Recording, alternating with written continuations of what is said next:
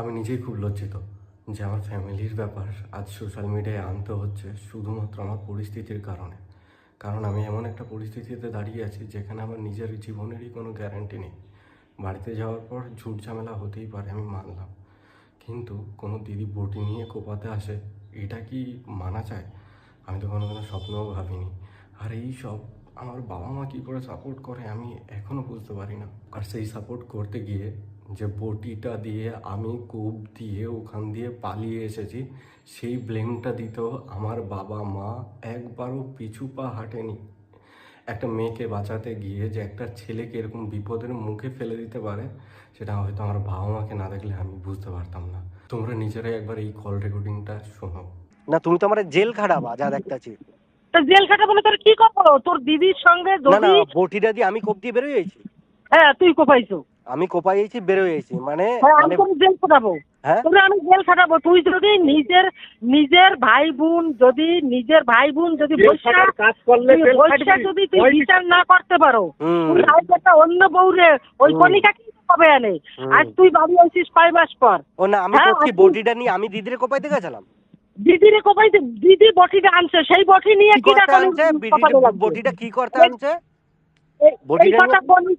বটিটা কি করতে আনছে? তুই ওর হাত দিয়ে বটিটা নিয়ে কোপাইছো। আমি আমার দিদির হাত দিয়ে বটি নিয়ে কোপাইছি। না তুই সাধারণ মানে কেস দিয়ে বাঁচার জন্য রেকর্ডিং করে রাখতে আছিস। সেরকম ভাবে রেকর্ডিং কর। তুই কোপাইছো। যে কোপ খাইছে সেও কবে। আমার যে কোপ খাইছে সেও কবে। ওই কনি কবে রন কোপাইয়ে গেছে, দিদিরে আর মারে কোপাইতে গেছিল, আমি ঠেকাইতে গেছি, সেই কোপ আমার মাথায় লাগছে। তো যার গায়ে লাগছে সেই কবে তার কাছ দিয়ে সব প্রমাণ হবে। মানে আমি এখন বলতে পারতাছি যে তোমার মাইয়া এত ভালো নাটক কি করে পারে। তার মা এরকম 2 মিনিট পরে নিজের ছেলেরে ফাঁসানোর জন্য কি বটি দিয়ে নাকি আমি থানায় যাবে। এই কথাটা শোনার পর তো যে কেউ বলবে যে বটিটা দিয়ে আমি কোপ দিয়ে ওখান দিয়ে পালিয়ে গেছি। হ্যাঁ, এরকম স্টেটমেন্ট আমার বাবা আর মাই দিচ্ছিল। যার কথাগুলো শুনতে পাচ্ছিলে সে হচ্ছে আমার বাবা আর মাই।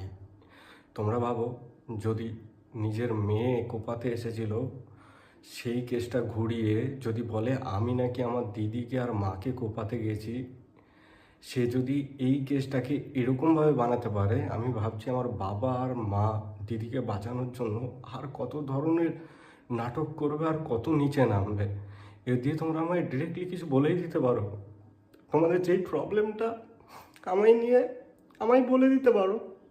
আমি চাই না অন্য কারোর হাতে নিজের জীবনটা শেষ হয়ে যায়।